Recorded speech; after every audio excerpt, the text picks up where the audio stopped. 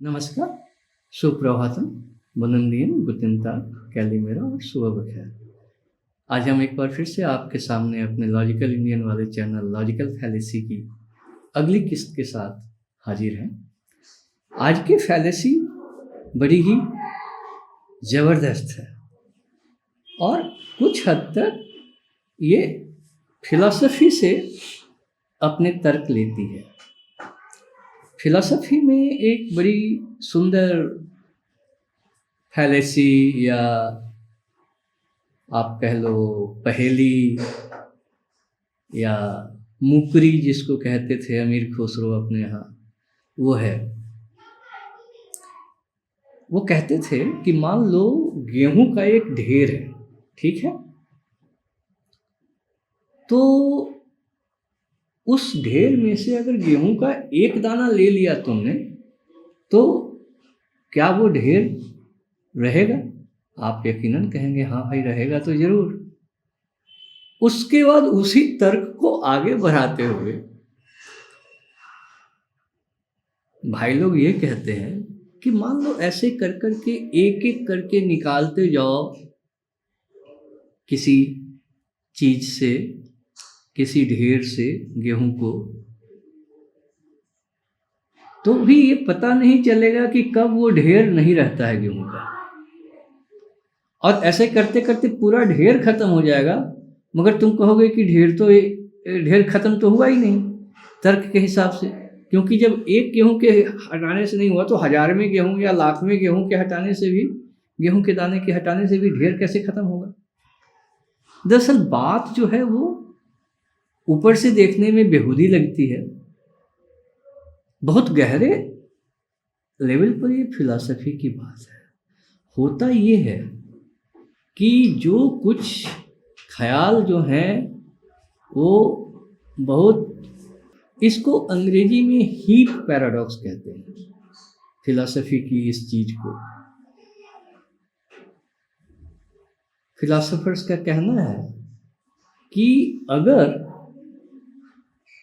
एक गेहूं का ढेर है और उसमें से हमने एक दाना हटा लिया गेहूं का, तो क्या तुम ये कह सकते हो कि अब वो ढेर नहीं है? तय बात है, नहीं कह सकते। और तो उसी तर्क को आगे बढ़ाते हुए कहता है कि ऐसे करते करते करते करते एक एक दाना हटाते हटाते हटाते हटाते कभी कोई ऐसा समय आएगा ही नहीं जब तुम कहोगे कि अब ये ढेर नहीं है तर्क के हिसाब से, और वो ढेर खत्म हो जाएगा। मान लो 1,00,000 दाने का एक ढेर है, गेहूं के 1,00,000 दाने का, और एक एक करके हटा लिया तो गेहूं तो खत्म हो जाएगा, मगर आपको वो पता नहीं चलेगा कि तर्क के हिसाब से वो ढेर कब खत्म हुआ, कब वो ढेर था, कब वो ढेर नहीं था। बात असल में बहुत गहरी है। यहां पर देखने से लग सकता है कि ये एक बेहूदी बात है, ये एक कुतर्क है, मगर बात ये है कि कोई भी एक्सट्रीम यानी अति वाली चीज जो होती है उसकी परिभाषा बहुत कठिन होती है। जैसे अनंत की परिभाषा, अब एक के ऊपर आप कितना भी जीरो लगा दो, कभी कोई ऐसा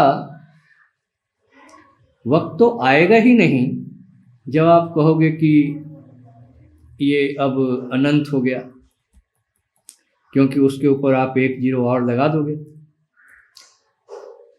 मामला वहां खत्म हो जाएगा, क्योंकि एक जीरो तो और कभी भी लगाया जा सकता है। और उसके बीच की भी कोई जगह जो है पता नहीं चलती। जैसे कोई चीज है, लकड़ी का एक डंडा है, उसको छोटा करते जाओ, छोटा करते जाओ, कितना भी छोटा कर दोगे तो कभी वो जीरो तो होगा नहीं, है कि नहीं? शून्य तो होगा नहीं।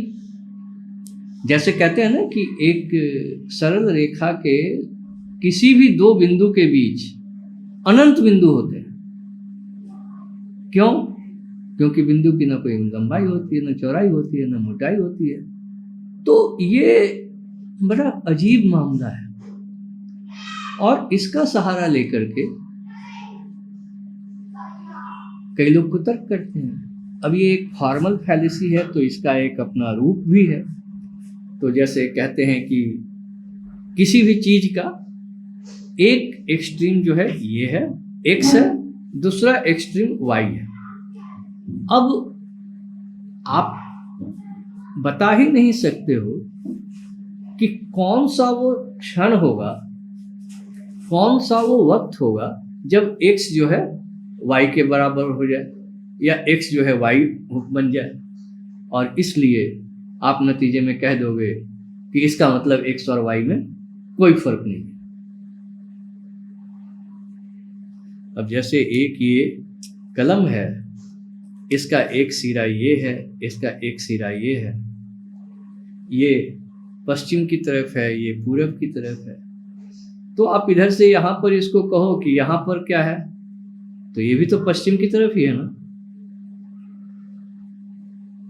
यहाँ आ जाओगे तब भी पश्चिम की तरफ रहेगा। तो ऐसे करते करते यहाँ भी आ जाओगे तब भी आप कह सकते हो कि ये तो पश्चिम की तरफ ही है, ये बिंदु तो पश्चिम की तरफ ही है। तो ये एक लॉजिकल रिग्रेस कहते हैं इसको, इन्फिनिट रिग्रेस भी कहते हैं इस आर्गुमेंट को, कि आप छोटे करते जाओ आपको पता नहीं चले।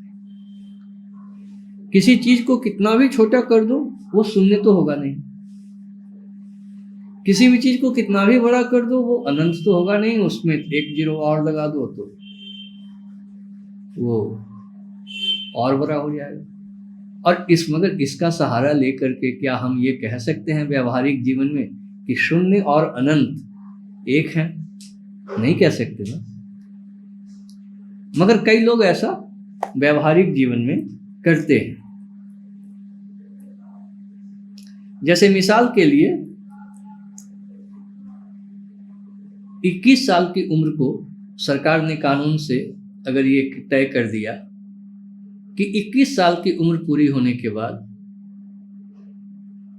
यानी 20 साल और 365 दिन पूरा होने के बाद शराब पीना लीगल है। अब उसका सहारा लेकर के कोई आदमी ये कहे कि अगर कोई नौजवान 20 साल 364 दिन का है तो क्या फर्क पड़ता है, एक दिन से क्या फर्क पड़ता है? तो आप भी कहेंगे हाँ भाई एक दिन से क्या फर्क पड़ता है, 365 दिन हो, 20 साल 365 दिन हो या 364 दिन हो, 2 साल 20 साल, क्या फर्क पड़ता है? फिर वो कहेगा अगर 363 है तो क्या फर्क पड़ेगा। और ऐसे करते करते वो आपको 3 साल में जितने दिन होते हैं उतने दिन तक ले आएगा, तो क्या फर्क पड़ता है। और फिर वो कहेगा कि इसका मतलब वो अगर 18 साल में ही पीने लगता है तो क्या फर्क पड़ता है। अब आप वहां जाके फंस जाएंगे कि 18 और 21 में तो फिर बहुत फर्क है। तो ये एक किस्म का कुतर्क है जो आप कंटिन्यूटी में अगर आप देखते हैं तो आपको पता नहीं चलता है। एक आम अनुभव है, कभी आप भी इस तरह का एक एक्सपेरिमेंट करके देखिएगा। गर्मी के दिनों में सूरज जब डूबने लगता है तो थोड़े दिन पहले से आप किसी ऐसी जगह पे अपनी नज़र टिका के बैठ जाइए जहां पर सूरज की धूप आ रही है। धीरे धीरे धूप कम होती जाएगी, धूप उजाला कम होता जाएगा, और धीरे धीरे जब सूरज डूब जाएगा तो पूरी तरह से अंधेरा हो जाएगा, मगर आपको पता नहीं चलेगा क्योंकि आपके सामने से वो चीज बहुत धीरे धीरे धीरे धीरे कम हुई है, वो उजाला बहुत धीरे धीरे धीरे धीरे कम हुआ है। तो ये अनंत, कंटिन्यूटी और डिस्क्रीटनेस, इसके बीच का फर्क अभी भी बहुत दार्शनिक है, अभी भी बहुत फिलोसफिकल चीज़ें इसमें इन्वॉल्व हैं। मगर व्यक्तिगत जीवन में वास्तविक जीवन में इसका इस्तेमाल करना ठीक नहीं है। जैसे एक आदमी, अब इसका एक दूसरा उदाहरण देख लीजिए। एक उदाहरण तो मैंने आपको शराबबंदी के बारे में दिया कि कैसे एक एक दिन घटाते हुए कोई कह देगा कि ये साबित कर देगा, तो फिर 18 साल की उम्र में पीने में क्या बुराई। उसी तरह से एक आदमी जो है दूसरे आदमी से कह रहा है, मान लीजिए पहले आदमी का नाम एडम है और दूसरे आदमी का नाम स्मिथ है। एडम कहता है कि मैं तो कभी गंजा नहीं होऊंगा। तो दूसरा आदमी कहता है क्यों, कैसे नहीं होगे तुम? तो कहता है मान लो मेरे सिर में अभी जितने बाल हैं उनमें से एक उड़ जाए या एक गिर जाए तो क्या मैं गंजा हो जाऊंगा? तो उसने बोला कि नहीं। तो फिर उसी चीज को, तर्क को आगे बढ़ाते बढ़ाते कहता है तो ऐसे होते होते होते होते अगर मेरे सिर के सारे बाल भी उड़ जाएंगे तभी मैं गंजा कैसे होऊंगा? जब एक बाल के उड़ने से गंजा नहीं होऊंगा तो 1,00,000 बाल के उड़ने के से गंजा कैसे हो जाऊंगा? इस पर स्मिथ को गुस्सा आ जाता है कि हाँ ठीक है, तुम सही कह रहे हो, तुमने अपने गंजेपन का बहुत अच्छा इलाज खोज लिया है और वो इलाज है स्टुपिडिटी, यानी तुम अव्वल दर्जे के उल्लू। तो ये जो तुम्हारा उल्लूपना है वही तुम्हारे गंजेपन का इलाज है और तुम खुश हो। इसी तरह से दाढ़ी के बारे में भी कहते हैं लोग कि दाढ़ी बहुत सारी होती है। एक दाढ़ी को अगर नोच लिया तो क्लीन शेवन तो नहीं होगे, एक और नोच दो क्लीन शेवन तो नहीं होगे। ऐसे करते करते सारी दाढ़ी नोच जाएगी तभी तो क्लीन शेवन नहीं होगे। सिर्फ एक दाढ़ी बचेगी तभी आप कह सकते हो कि क्लीन शेवन तो नहीं हुआ। तो कंटिन्यूटी और डिस्क्रीटनेस के बीच का ये जो फर्क है ये आम जीवन में ऐसा नहीं है। इसका इस्तेमाल कुतर्क के रूप में नहीं होना चाहिए। ये बात सही है कि कंटिन्यूटी और डिस्क्रीटनेस आज की तारीख में भी ऐसे सवाल हैं जिन पे हमारे फिलासफर लोग, हमारे वैज्ञानिक लोग माथापच्ची करते रहते हैं। कंटिन्यूटी में जो चीजें धीरे धीरे धीरे धीरे कम होती हैं, तो एक स्टेप कम हुआ, थोड़ा सा कम हुआ तो भले पता न चले, मगर वही थोड़ा थोड़ा अगर लगातार कम होते रहे तो अंत में वो चीज तो ऐसी हो जाएगी कि नगण्य हो जाएगी, वो शून्य नहीं होगी। उसके लिए हिंदी में एक बड़ा अच्छा शब्द है नगण्य हो जाना, यानी इतना कम हो जाना जिसको गिना नहीं जा सकता। एक गिन के करोगे क्या, है कि नहीं?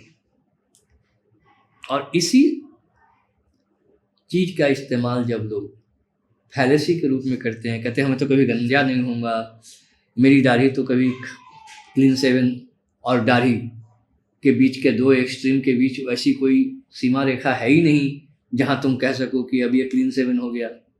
तो इस तरह के कुतर्क हमें जीवन में नहीं करने चाहिए।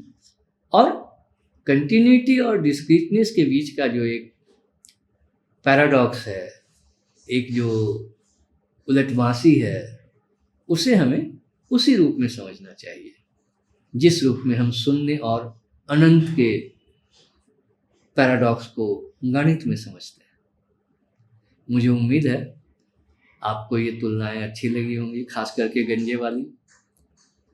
और नौजवानों को तो ज़रूर शराब पीने की जो उम्र है, जिसको एक एक दिन करके 3 साल में जितने दिन होते हैं उसके बराबर घटा दो तो क्या फर्क पड़ता है।